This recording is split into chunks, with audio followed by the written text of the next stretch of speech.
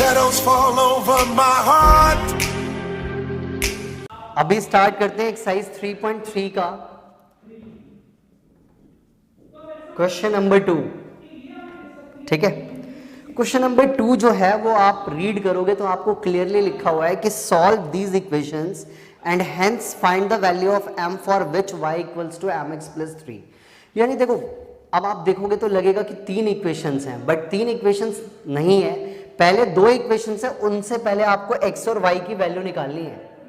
2x plus 3y equals to 11, ये first equation है, और 2x माइनस का 4y इक्वल्स टू माइनस 24, ये आपकी सेकेंड इक्वेशन है। इन 2 इक्वेशन से पहले आपको सॉल्व करके x और y की वैल्यू निकालनी है, और उसके बाद वो y equals to mx plus 3 में पुट करना है। x और y की जो वैल्यूज आ जाएंगी वो पुट कर दोगे तो m की भी वैल्यू आ जाएगी। तो इसे सब्स्टिट्यूशन मेथड से करना है। तो इसमें से कौन सी इक्वेशन बिल्कुल आपको इजी और सिंपल लग रही है प्रांजल?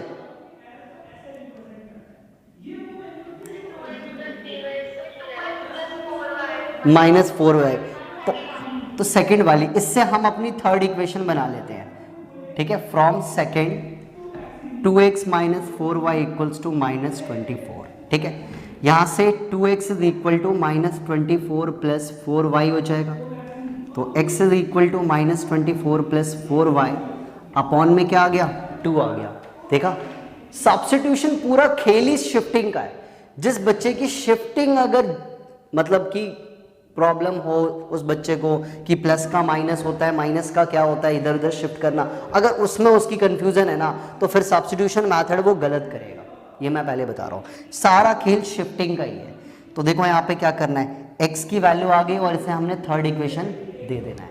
अब क्या करना है, ये वैल्यू सेकेंड इक्वेशन से बनाई थी ना, तो ये वैल्यू फर्स्ट इक्वेशन में पुट कर दो, उल्टा कर देते हैं। तो put x is equal to minus 24 plus 4y upon में 2 in equation number 1। Wow, very good Vaishnavi, find कर लिया आंसर। ठीक है, तो देखते हैं अभी आगे। मैं भी सॉल्व करके दिखा रहा हूं कि 2 और x है। देखो फर्स्ट इक्वेशन में क्या है, 2 और x है तो क्या लगा लो, ब्रैकेट लगा लो, और ब्रैकेट में ये x की वैल्यू को उतार लो, माइनस 24 प्लस 4y अपॉन में 2 प्लस 3y इक्वल्स टू 11। देखो इस 2 से ये वाला 2 क्या हो जाएगा, कैंसिल हो जाएगा, 2 से 2 कैंसिल हो गया हमारा। क्या बचा, माइनस का 24 plus 4y plus 3y equals to 11। अब मैं एक साथ देखो 2 स्टेप शिफ्टिंग करूंगा। माइनस 24 है तो वो 11 के पास किस चीज में आ जाएगा, प्लस में, और 4 प्लस 3y 7y हो गया। तो 11 प्लस 24 कर दिया और 7y equals to 35, y equals to आपका डिवाइड करके कितना आ गया, 5 आ गया। तो यस, y की वैल्यू बिल्कुल सही बताई थी अभी, 5 आ गया। अब y की वैल्यू को आप हमेशा किस में पुट करोगे, थर्ड इक्वेशन में पुट करोगे। तो y की वैल्यू थर्ड इक्वेशन में जब पुट करेंगे तो देखो x क्या आता है, मैं यहाँ पे कर देता हूँ साइड में।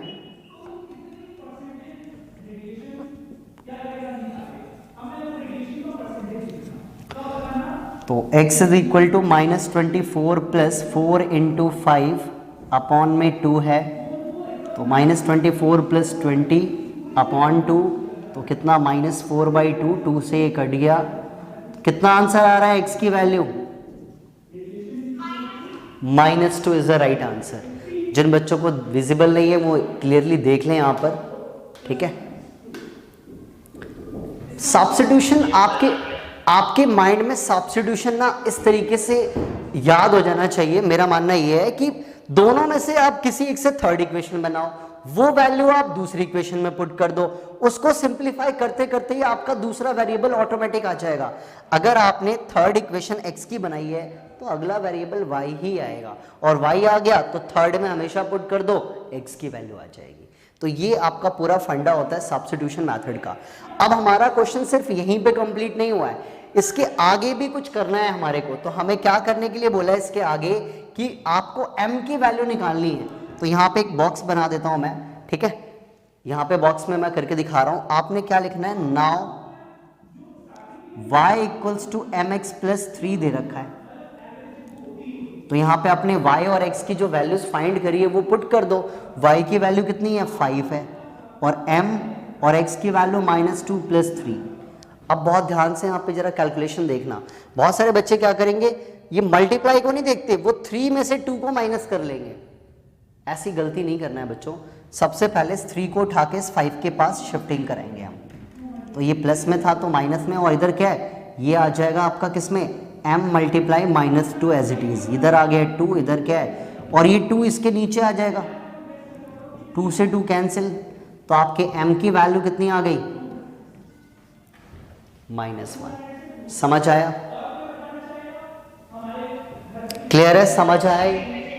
x और y की वैल्यूज जैसे ही पुट करी हमने, शिफ्टिंग कराया और सॉल्व करा, 2 से डिवाइड हो गया 2, तो -1 आपका आंसर आ गया, m की वैल्यू -1। क्लियर है?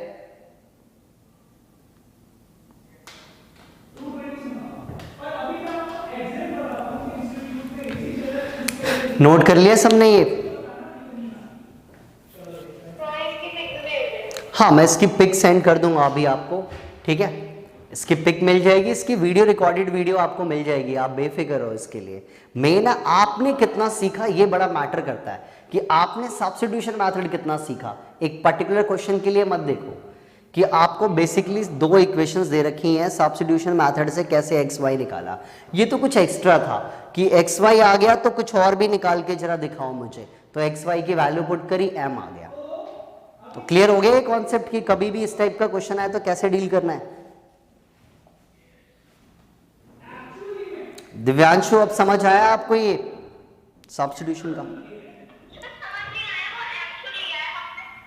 कहां पे बेटा? आप जरा क्वेश्चन ठीक से रीड करो एक बार बुक में।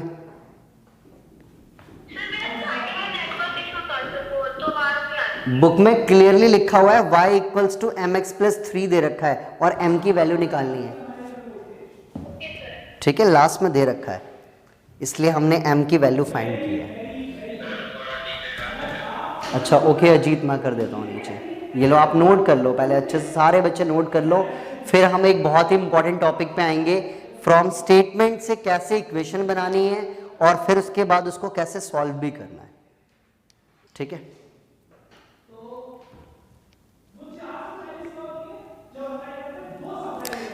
जरा एक बार जल्दी से सभी बच्चे एक बार प्रीवियस जो नोट्स वाली कॉपी है पहले वाली, उसमें जरा एक बार देख लें कि मैंने अभी तक स्टेटमेंट वाले क्वेश्चंस में आपको कितने टाइप के क्वेश्चंस करवा दिए हैं, कौन कौन से हेड याद है किसी को?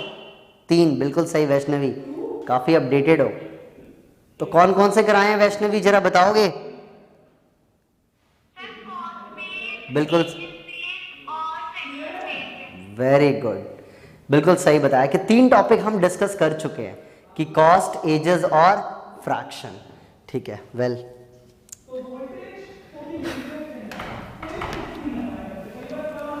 क्योंकि ऐसा नहीं है कि हम आगे पढ़ते जाएं और पीछे का सब कुछ भूलते जाएं, कभी ऐसा अपने लाइफ में नहीं करना है, हमें पहले का भी सब कुछ आना चाहिए।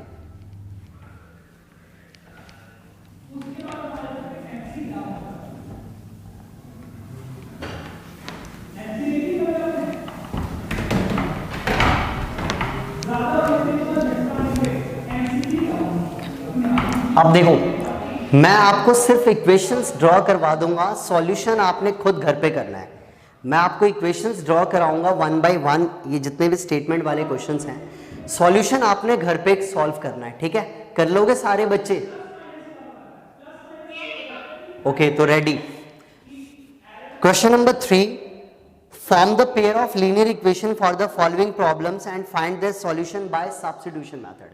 मतलब पहले क्लियर बोल रखा है कि सब्स्टिट्यूशन मेथड से ही करना है, बट आपको एक चीज और मैं क्लियर कर दूं यहाँ पे यार, कि कभी भी किसी भी एग्जाम में आपको किसी स्पेसिफाई मेथड मेंशन नहीं करके दिया जाता कि आप इसे एलिमिनेशन से सॉल्व करो या क्रॉस से करो या सब्स्टिट्यूशन से करो।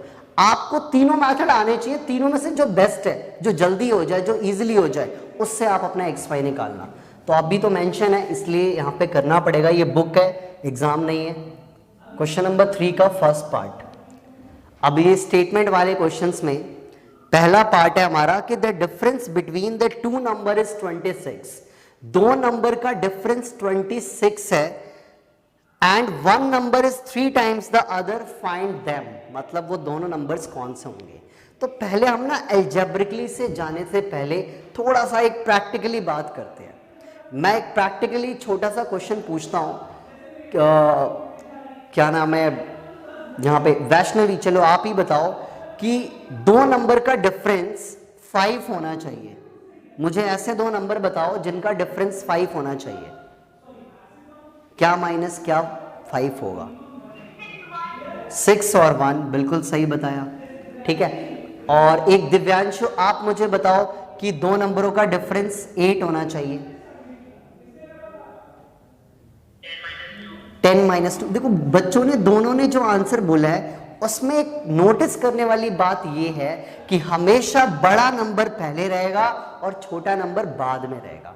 यानी कि हमें क्वेश्चन में कहीं मेंशन नहीं है कि लार्जर नंबर लेना है या स्मॉलर लेना है, बट ये हमें खुद से सोचना है कि डिफरेंस की बात है तो बड़े में से छोटा ही माइनस होता है। तो यानी कि हमें यहाँ पे जो नंबर सेलेक्ट करने हैं वो लार्जर और स्मॉलर करके करने हैं, इसलिए मैंने थोड़ा सा ये चीज़ यहाँ पे समझाया है आपको, ठीक है। तो ध्यान से देखो, पहले आप क्या करना है, दो नंबर्स निकालने हैं। तो let the larger number is equal to x और लेट द स्मॉलर नंबर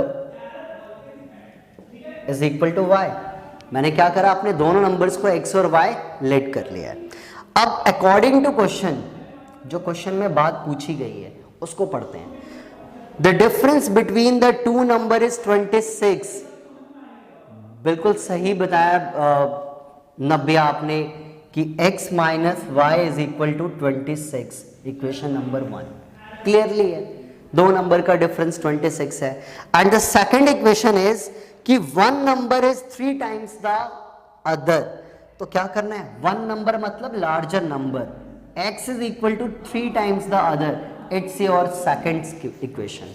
तो बन गई हमारी दोनों इक्वेशंस, क्लियर हो रही है बात। फर्स्ट इक्वेशन ये और सेकंड इक्वेशन ये। अब सब्स्टिट्यूशन करने के लिए क्या करना है, डायरेक्टली ये वाली वैल्यू आप यहां पे पुट कर दो, आपका तो आंसर आ जाएगा। तो क्या करना है कि put x is equal to 3y in equation number 1। तो x की जगह पे पुट कर देते हैं हम 3y minus Y equals to 26। तो ये आ गया 2y equals to 26, y is equal to 26, 2 से डिवाइड करके कितना आ जाएगा, 13 आ जाएगा। तो आपके y की वैल्यू कितनी आ गई, 13 आ गई। और जब y की वैल्यू 13 आ गई, इसमें कोई थर्ड इक्वेशन बनाने की जरूरत भी नहीं पड़ी, देख लो पहले, क्योंकि तो डायरेक्टली सिंपली आपको x is equal to 3y दे रखा था, तो कोई डरने की जरूरत नहीं थी।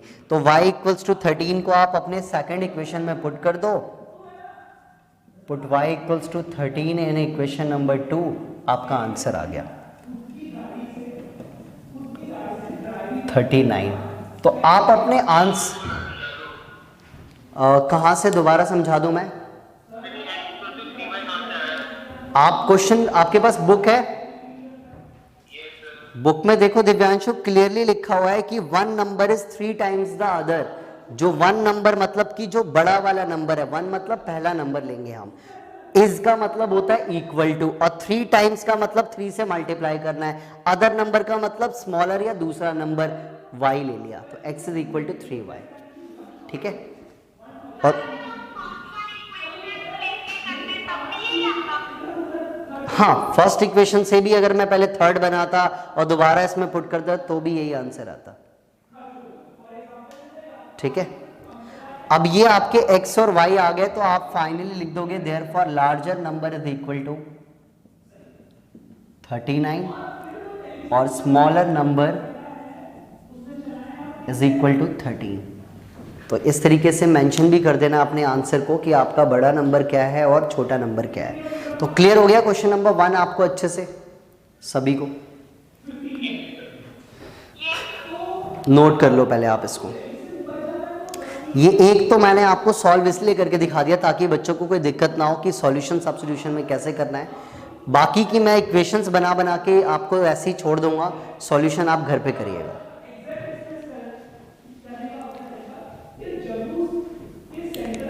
नोट कर लिया?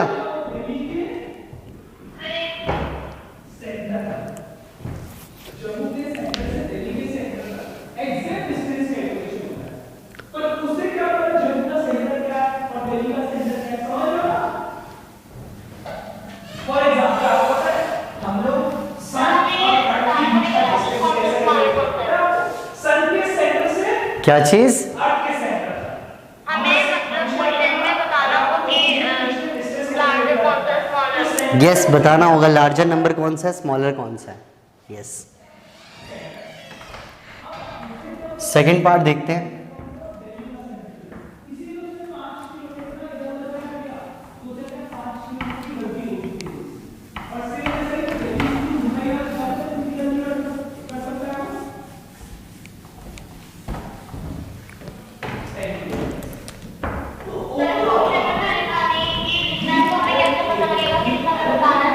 मैंने इसीलिए आयशा स्टार्टिंग में क्या बोला था कि डिफरेंस, मुझे 2 नंबर का डिफरेंस बताओ आप लोग। तो आपने हमेशा क्या बोला, 8 - 2 6 होता है, 6 - 1 5 होता है। तो हमेशा बड़े में से छोटे को माइनस किया है ना, तो ये हमें खुद से डिसाइड करना है। मैं क्या लेट करता, लेट द फर्स्ट नंबर या अदर नंबर लेट करता, ठीक है। इसलिए मैंने लार्जर को ले लिया, क्योंकि लार्जर में से ही स्मॉलर को माइनस करोगे तो डिफरेंस पॉजिटिव का आएगा, ठीक है। क्योंकि पॉजिटिव का डिफरेंस दे रखा था ना 26, इसलिए लार्जर स्मॉलर लिया है। अब सेकंड क्वेश्चन की बात करते हैं। The larger of the 2 supplementary angle exceed the smaller by 18 degree, find them. इस पूरे क्वेश्चन में देखो 2 वर्ड्स हैं, उसको जरा आप अंडरलाइन कर लो अपनी बुक में। एक तो सप्लीमेंट्री और एक एक्सीड्स, इन दोनों को जरा आप अंडरलाइन कर लेना कि 2 सप्लीमेंट्री एंगल्स हैं जिनमें से जो लार्जर वाला है वो स्मॉलर को 18 डिग्री एक्सीड्स कर रहा है। तो क्या करना है आपको, ये तो पता है कि 2 एंगल्स हैं, एक लार्जर और एक स्मॉलर। तो let the larger angle of supplementary is equal to x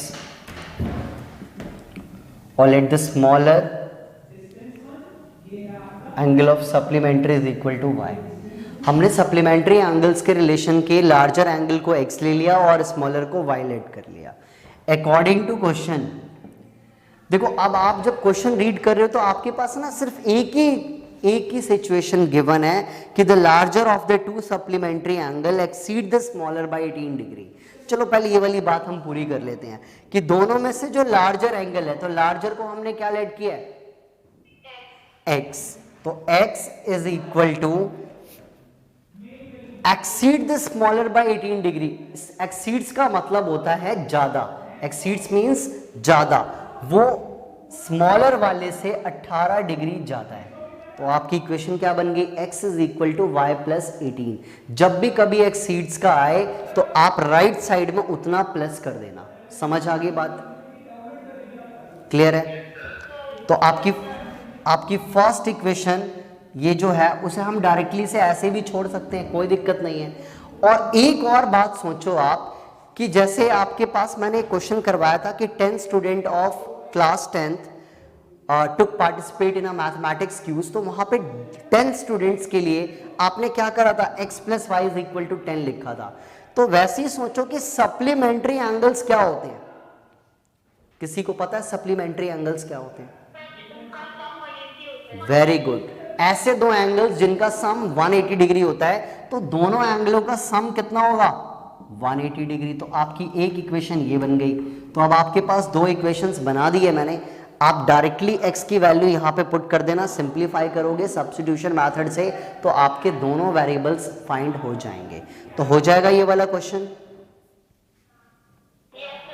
बहुत इजी क्वेश्चन है अभी शुरुआत में, तो इसलिए आपको ये इजी लगेंगे। बस मेन था एक्सीड्स का क्या मतलब होता है, मतलब कि ज्यादा। सप्लीमेंट्री है तो x plus y equals to 180। अगर सप्लीमेंट्री की जगह पे कॉम्प्लीमेंट्री लिखा होता तो क्या लिखते, 90। x plus y equals to 90 degree. हो गया, नोट कर लिया ये सॉल्यूशन। आपने थोड़ा सा स्पेस छोड़ दो, आप सॉल्यूशन घर पे आप करते रहना, ठीक है। अब क्वेश्चन नंबर 3 को जब आप रीड करोगे तो क्लियरली सब बच्चे कहेंगे सर हमें ये तो आता है, क्योंकि थर्ड क्वेश्चन आपका किस टॉपिक पे बेस्ड है, कॉस्ट पे बेस्ड है। और कॉस्ट वाले क्वेश्चंस आपको अच्छे से आते हैं, सबको आते हैं कि नहीं आते हैं?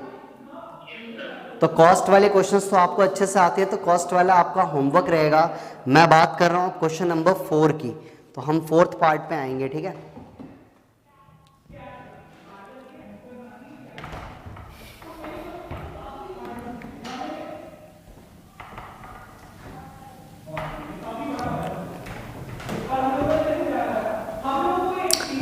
देखो, फोर्थ पार्ट में जाने से पहले जब आप क्वेश्चन को रीड करोगे ना, तो इस पूरे क्वेश्चन में एक वर्ड आएगा फिक्स्ड चार्जेस बेस्ड। तो ये वर्ड आपको कहीं ना कहीं याद आएगा कि यार मैंने भी आपको स्टेटमेंट वाले हेडिंग्स में एक हेडिंग लिखवाई हुई है, फिक्स्ड चार्जेस बेस्ड। एक बार आप कॉपी खोल के भी देख सकते हो कि ये हेडिंग मैंने लिखवाई है कि नहीं लिखवाई है। फिक्स्ड चार्जेस बेस्ड लिखवा रखा है।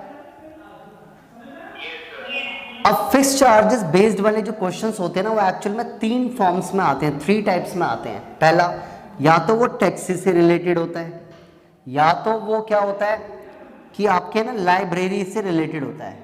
लाइब्रेरी के अंदर हम बुक लेते हैं, उसके अंदर कुछ ये रिलेटेड क्वेश्चन आता है। और थर्ड आता है आपका कि किसी हॉस्टल के अंदर आप फूड मेस का क्वेश्चन आता है कि आप अगर फूड मेस से अगर आप खाना खा रहे हो तो 3 डेज का जो खाना है वो फिक्स है, बाकी पर डे का एडिशनल है। तो ऐसा कुछ आता है। तो ये 3 टॉपिक पे क्वेश्चन आता है हमारा, टैक्सी, लाइब्रेरी और फूड मेस का। अभी क्वेश्चंस होते कैसे हैं थोड़ा सा मैं समझा देता हूँ, बट इन सब क्वेश्चन में सबसे पहले जो कॉमन बात है वो क्या है वो ध्यान रखो कि ऑलवेज लेट क्या करना है, लेट फिक्स चार्ज को ऑलवेज क्या करना है, एक्स लेट करना है। याद रख लेना, हमेशा फिक्स चार्ज को आपने एक्स लेट करना है और लेट द एडिशनल चार्जेस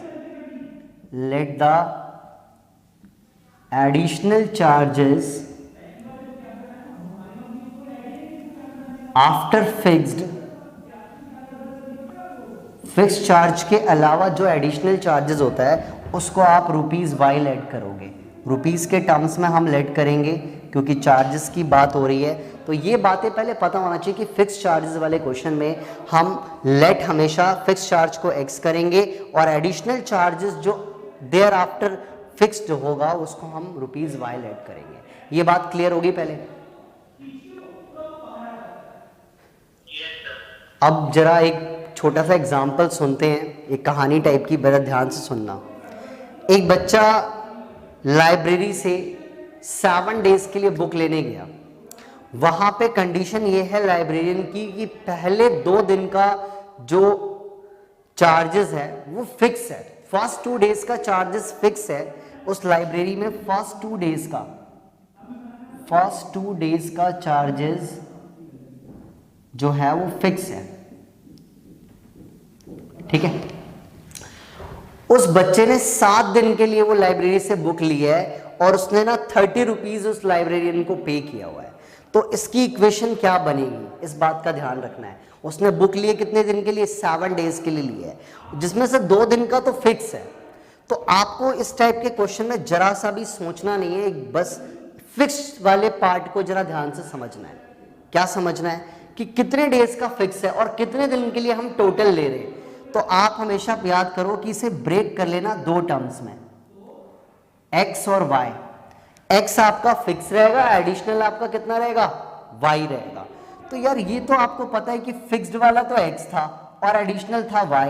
तो 2 दिन का तो फिक्स था, तो 7 में से 2 दिन गया तो कितना बचेगा, 7 में से 2 दिन गया तो कितना बचेगा, 5।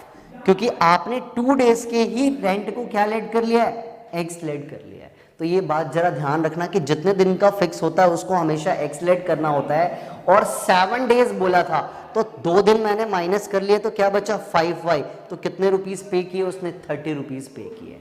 समझ आया कि टोटल डेज में से फिक्स को माइनस कर लेना होता है। ये चीज क्लियर हुई सभी को। मैं एक छोटा सा एक आपसे क्वेश्चन पूछता हूं, चलो क्या नाम है,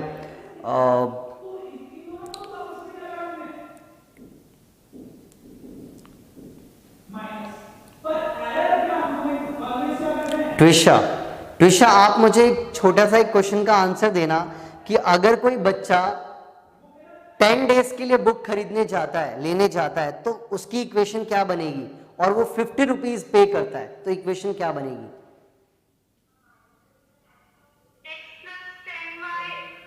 इक्वल्स टू 50। 10 नहीं होगा, 10 में से 2 डेज को माइनस करके बोलो ना, क्या होगा, x + 8y = 50।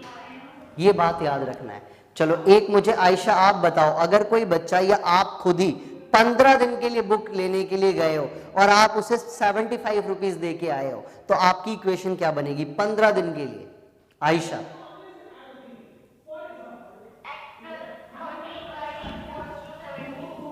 x plus 13y equals to 75। तो ये बातें समझ में आ रही है कि फिक्स चार्जेस को माइनस करके लेफ्ट वाले में ऐड कर दो और उतना आपका इक्वल टू इक्वेशन बन जाएगा। तो ये होता है हमारा फिक्स चार्जेस का कॉन्सेप्ट। फूड के अंदर भी यही होता है कि अगर किसी हॉस्टल में गए, हॉस्टल वाले ने बोला कि हाँ भाई 4 दिन का जो फूड है वो आपका फिक्स है, ठीक है, और बाकी एडिशनल डे का जो होगा वो आपका डिफरेंट चार्जेस है। तो एक बच्चा गया 20 दिन खाना खाने के लिए, 4 दिन का तो फिक्स था, 20 दिन खाना खाने के लिए गया वहां पे और उसने उसको 1200 दिए, तो नब्या क्या इक्वेशन बननी चाहिए? 4 दिन का फूड जो था वो फिक्स था, 20 दिन के लिए एक बच्चे ने, हाँ ओके मैं बोल देता हूँ एक बार कि एक हॉस्टल के अंदर फूड मेस में 4 डेज का जो फूड है वो फिक्स था कि फूड का चार्जेस 4 डेज का फिक्स है। एक बच्चा 20 डेज के लिए फूड उसने 1000 रुपीज पे किए हैं, इक्वल्स टू 1000 रुपीज। ठीक है, बिल्कुल सही बताया। वेल आफिया का भी आंसर बिल्कुल सही है, 1500 कोई बात नहीं, मैंने 1000 बोला, 1500 कुछ भी ले सकते हो। तो मेन है बच्चों को इक्वेशन फॉर्म करना आना चाहिए कि यार सर ने जो बोला 4 डेज, तो 20 में से 4 माइनस करके यहाँ पे लिख दो, ये 4 हो गया ना, 20 को ब्रेक करना है आपने, तो 20 आपका एक 4 तो इधर चला गया, 16 इधर आ गया, और आप 4 डेज के फिक्स को क्या लेट कर रहे हो? एक्स लेट कर रहे हो। तो ये कंफ्यूजन बिल्कुल नहीं होनी चाहिए। आपके एनसीईआरटी में इन्हीं तीनों टॉपिक्स पे बेस्ड क्वेश्चन है, टैक्सी, लाइब्रेरी और फूड मेस के ऊपर क्वेश्चन है। ठीक है, तो ये आप जरा अपनी नोट्स वाली कॉपी में अच्छे से नोट कर लीजिए। वैसे आपको इसका वीडियो भी मिल जाएगा और इसकी स्क्रीनशॉट भी मिल जाएगी। ठीक है, बट ये आप आराम से उतार लेना, ठीक है, अच्छे से उतार लेना, ताकि क्वेश्चंस करने में आपको दिक्कत नहीं आने वाली, समझ आना चाहिए टॉपिक। कर रहे हो, नोट कर रहे हो आप सब इसे? ओके, ठीक है, ठीक है।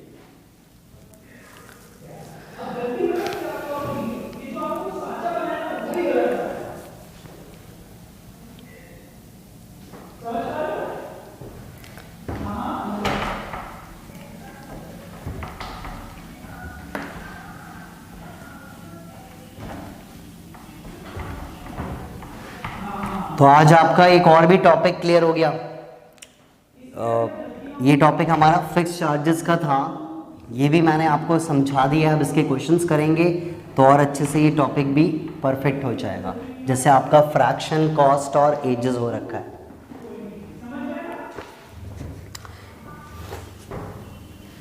Fourth part, The taxi charges in a city consist of a fixed charge together with the charges for the distance covered. आप किसी भी यार टैक्सी, ओला, उबर जो भी आप बैठते हो या इवन ऑटो में भी आप जाते हो, तो आपको एक चीज़ पता होना चाहिए कि वो लोग ना एक चार्ज फिक्स रखते हैं। अगर सपोज दैट मैं ऑटो में गया और मुझे ना 5 किलोमीटर का डिस्टेंस ट्रैवल करना है, तो वो इस 5 किलोमीटर के साथ में फिक्स चार्जेस भी लेगा अपना, जो कि एक्स होगा। तो कोई भी ऑटो वाला या फिर कोई ओला वाला अपना एक फिक्स चार्जेस फिक्स रखता है, उसके बाद आप जितना किलोमीटर चलते हो उसके हिसाब से वो आपका रेट डिसाइड करके उस रेट से मल्टीप्लाई करके भी आपसे चार्जेस लेता है। तो अगर हम जैसे ऑटो में बैठते हैं सपोज दैट, तो वो 25 रुपीज़ है ना, ऑलवेज नॉर्मली 25 रुपीज़ उनका फिक्स होता है, तो 25 रुपये तो लेगा ही लेगा, और प्लस 5 किलोमीटर जाना है तो उसने 10 रुपये रखा हुआ था, तो 25 प्लस ये 50, 75 रुपीज़ उसे आप दे के आओगे अगर आप 5 किलोमीटर जाते हो तो। इसी तरीके से आपको एक प्रैक्टिकली बता रहा हूँ ये सारी चीज़ें। ओला में या उबर में जब बैठते हो तो उनका फिक्स चार्ज होता है आई थिंक 54 या 57 रुपीज़ होता है, चाहे आप 1 किलोमीटर के बाद उतर जाओ, और पर किलोमीटर के चार्जेस कम होते हैं, 8 रुपये या 10 रुपये ऐसे समथिंग होते हैं। बट पहला जो फिक्स चार्ज होता है वो ओला और उबर का 54 या 57 समथिंग होता है। ऑटो का लगभग 20-25 रुपये पर किलोमीटर फिक्स होता है वो। तो इस बात का जरा ध्यान भी रखना कि ये जो चार्जेस हमसे लेते हैं वो कुछ इस तरीके से डिसाइड होता है। तो यहां भी कुछ ऐसा ही है क्वेश्चन के अंदर भी, कि एक टैक्सी के अंदर क्या है कि एक तो फिक्स चार्जेस है और एक है कि जितना डिस्टेंस आपने कवर्ड किया है वो भी एडिशनल चार्जेस भी ऐड है। तो एक पर्सन ने 10 किलोमीटर के लिए 105 रुपए पेड किए हैं और आपको क्या निकालना है, what are the fix charges and the charges per kilometre. तो पहले तो हम लेट कर लेंगे कि let the fixed charges be x, ठीक है, रुपीज एक्स ले लेंगे और लेट द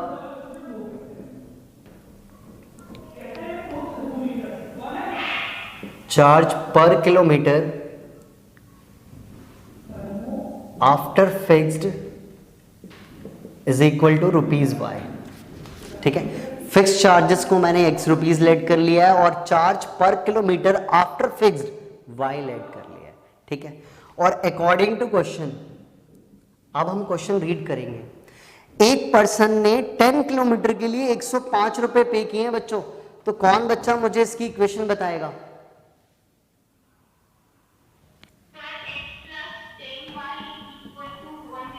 बहुत अच्छा, वेरी गुड, क्योंकि देखो फिक्स तो होगा ही होगा, ये तो फिक्स्ड है।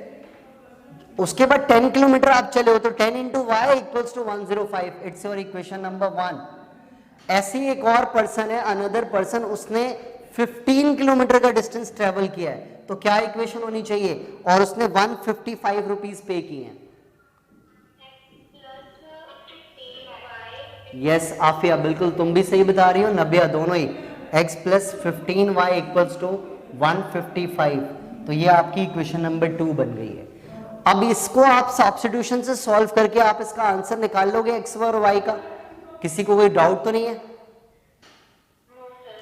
बट इसके बाद आपसे एक लास्ट में क्वेश्चन पूछा है कि how much does a person have to pay for travelling a distance of 25 kilometre. एक पर्सन को अगर वो पर्सन 25 किलोमीटर ट्रैवल कर रहा है तो उसको टोटल कितना फेयर देना पड़ेगा, कितने चार्जेस देने पड़ेंगे। तो जब आप x और y निकाल लोगे ना, उसके बाद लास्ट में ये बात लिख लेना, जब आप अपना सॉल्यूशन निकाल लोगे तो लास्ट की बात बता रहा हूं मैं ये। Now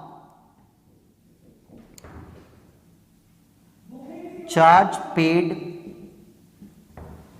bye person for travelling of 25 kilometre is equal to x plus 25y। ये इक्वेशन बनेगी। ये बिल्कुल देखो प्रांजल, जैसा आप पूछे थे ना वो कि आपके m की वैल्यू निकालनी है, तो कुछ ऐसा ही यहाँ पर भी कि जब x और y की वैल्यू आ जाएगी तो यहाँ पे आप पुट कर दोगे तो आपके 25 किलोमीटर के लिए कितना चार्ज पे करना पड़ेगा वो आपका फाइंड हो जाएगा जब x और y की वैल्यूज वहां पे आप पुट कर दोगे। तो क्लियर हो गया ये क्वेश्चन कि अगर गलती से किसी पर्सन को 40 किलोमीटर जाना होता तो कितना चार्ज पेड करेगा, उसकी इक्वेशन क्या बनेगी? 40 किलोमीटर की x प्लस 40y, और x और y का आंसर यहां पुट कर देंगे तो चार्जेस हमें पता लग जाएगा। तो ये हमारे चार्जेस, हाँ यस,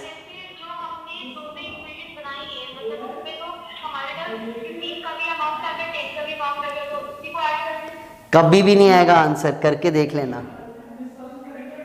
ठीक है, करके देखना। ये देखो ये हमारी वो है वाला दिमाग, शातिर वाला, शॉर्टकट वाला दिमाग।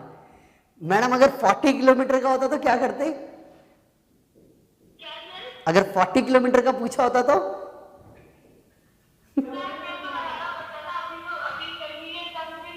नहीं ऐसा नहीं हो सकता। इन दोनों को ऐड करोगे तो वो तो साफ पता लग रहा है कि इतना आ रहा, बट ये सोचो कि 2 बार फिक्स्ड भी तो ऐड हो जाएगा, 2 बार फिक्स्ड ऐड हो जाएगा और यहाँ पे एक ही बार फिक्स्ड ऐड होगा। तो ये देखना जब आप अपना आंसर निकालोगे तो कहोगे यस वो गलती हो जाती है अगर दोनों को ऐड करते तो ये बातें जरा ध्यान रखेंगे हम, ठीक है। 2 बार थोड़ा ना हम फिक्स चार्ज देंगे, वो एक ही बार देगा ना फिक्स चार्ज, तो इसलिए ऐसा नहीं दिमाग चलाना। तो ये आपका क्वेश्चन नंबर 4 है, आप इसको अच्छे से नोट कर लो, इसका सॉल्यूशन घर पे होमवर्क में करना है। नाउ 5th पार्ट पे आते हैं हम। कर लिया, नोट कर लिया सबने?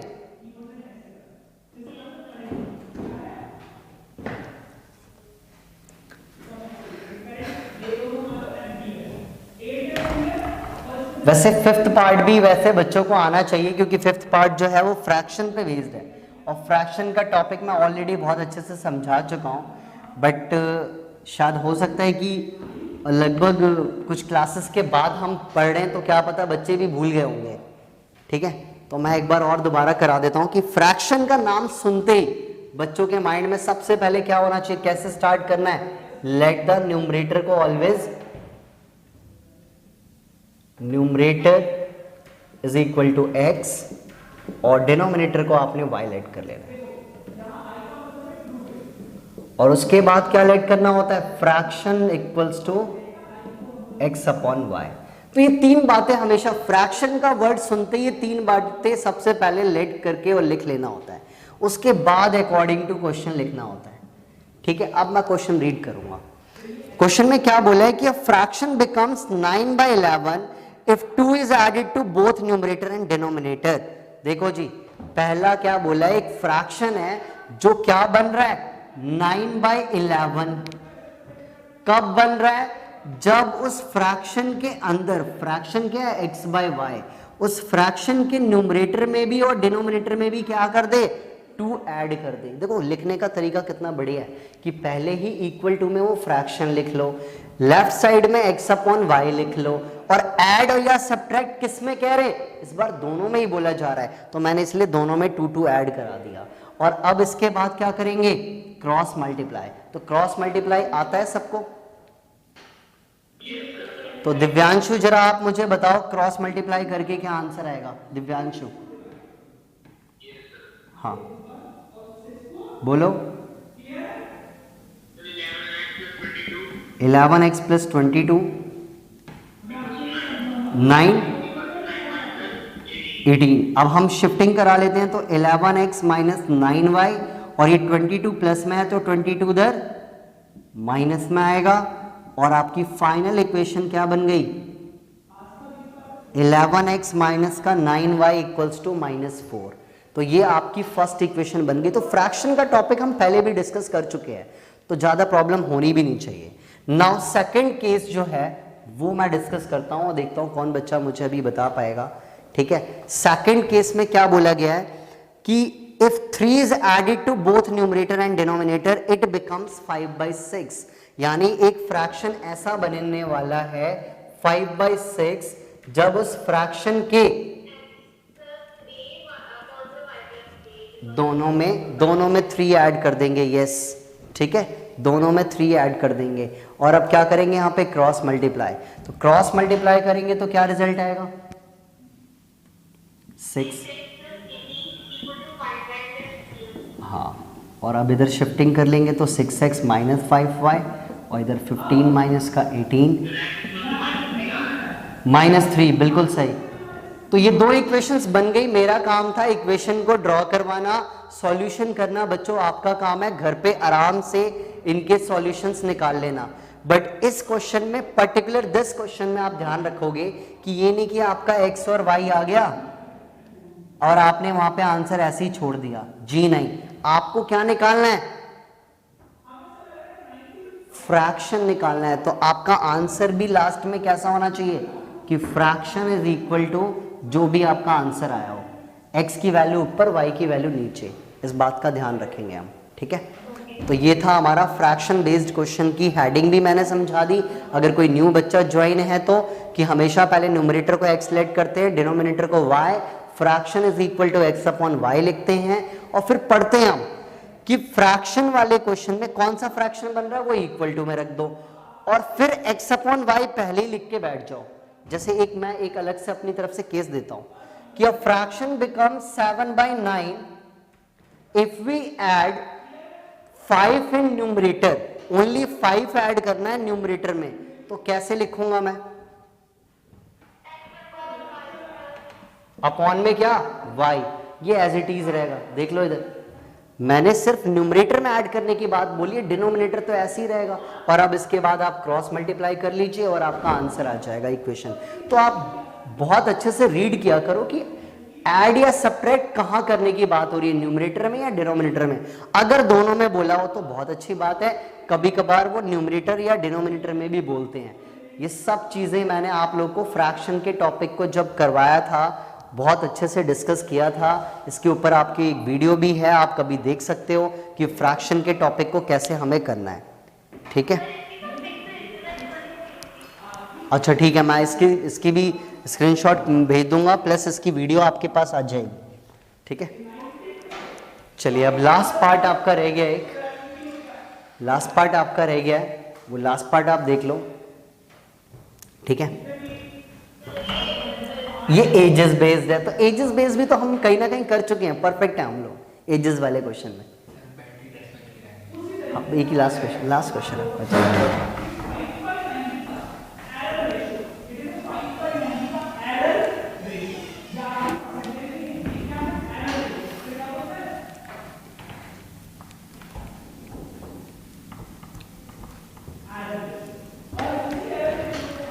तो लास्ट पार्ट है आपका एजेस बेस्ड। एजेस बेस्ड वाले क्वेश्चंस में मैंने ये बताया हुआ है कि हमेशा ध्यान रखना है कि फर्स्ट पर्सन की एज को एक्स लेट कर लो और सेकंड पर्सन की एज को वाई लेट कर लो। तो सिक्स पार्ट क्या है हमारा कि 5 years hence the age of Jacob will be 3 times that of his son. तो हमें 2 पर्सन पता लग चुके हैं, एक है जैकब और एक है उसका बेटा सन। ठीक है जी, तो आपने क्या करना है, let the present age of Jacob is equal to x years और let the present age of his son is equal to y years। Clear हो गया? ये तो सबसे पहले आपने लिख लेना है। वाओ, पहले से ही कर भी लिया है। चलो देखते हैं। 5 years hence, hence का क्या मतलब होता है, कौन बच्चा बताएगा? hence यस, प्लस करेंगे, आफ्टर होता है ये। तो इस क्वेश्चन के लिए मैंने बोला हुआ है कि अकॉर्डिंग टू क्वेश्चन बोल के सिंस बोल के पहली कंडीशन लिख लिया करो। Since 5 years hence Jacob will be 3 times of his son। ये सिचुएशन लिखने से क्या होता है कि कोई भी टीचर बहुत ही इजीली पढ़ के समझ जाएगा कि बच्चा आगे जो कर रहा है वो क्यों कर रहा है। देखो 5 years hence का मतलब है कि दोनों में 5 साल बाद की बात पूछ रहे हैं, आफ्टर 5 years की बात हो रही है। तो आपको लेफ्ट साइड में तो फर्स्ट पर्सन लिखना है, सेकंड पर्सन को राइट साइड में लिखना है। 5 साल दोनों में ऐड करा दो, समझ आई बात। अब क्या बोल रहे हैं, Jacob will be 3 times of his son. तो हमेशा जो मल्टीप्लाई करनी है वो लेफ्ट राइट साइड वाले साइड में करनी है। और अब आप इसको मल्टीप्लाई करके इक्वेशन बना लो। तो 3y + 15 हो गया, शिफ्टिंग करा लो तो x - 3y is equal to 15 - 5। तो x - 3y इक्वल्स टू 10। ये आपकी फर्स्ट इक्वेशन आ रही है। अगर किसी बच्चे ने मुझसे पहले बना लिया तो वो एक बार क्रॉस चेक कर ले, सही है क्या?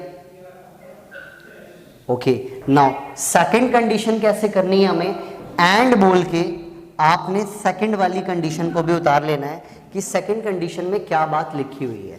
तो सेकंड कंडीशन लिखी हुई है कि 5 years ago। 5 years ago means क्या होता है?